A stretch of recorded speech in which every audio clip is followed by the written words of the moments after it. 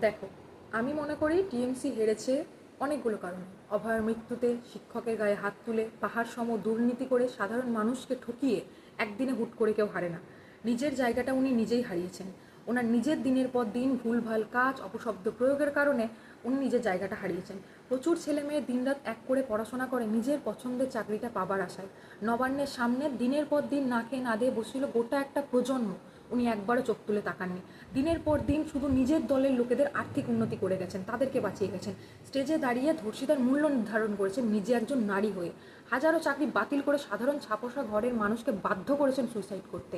একটা কোনো রকমের মাধ্যমিক পাশ করা ছেলে আর একজন পিএইচডি স্কলারকে একই লাইনে দাঁড় করিয়েছেন যুবসাথীর নামে। টাকার কাছে মাথা নত করতে বাধ্য করেছেন। এত কিছুর পরও বাংলার মানুষ ওনাকে মেনে নেবে? এই ভোট যত না বেশি বিজেপির পক্ষে, তার থেকে অনেক বেশি টিএমসির বিরুদ্ধে, ওর করাপশনের বিরুদ্ধে। শিক্ষিত সমাজ অপমানে, ঘৃণায়, ক্ষোভে ওনাকে ত্যাগ করেছেন। এর আগের বিধানসভার ভোটে উনি নিজেকে শোধরালে এতটা গোহারান দিন ওনাকে দেখতে হতো না। মানুষ তো অনেক ভালোবেসে ওনার লড়াই রেখে রাজ্য ওনার হাতে তুলে দিয়েছিলেন। তার মান রাখতে না পারলে বাঙালি তো তাকে রাখবে না। যে বাঙালি 34 বছরের বাম শাসনের অবসান ঘটিয়ে ওনাকে মন্ত্রিত্ব দিতে পারে, সে ওনাকেও যে বাদ দেবেন সেই বাঙালি উনি সেটা ভুলে গেছিলেন।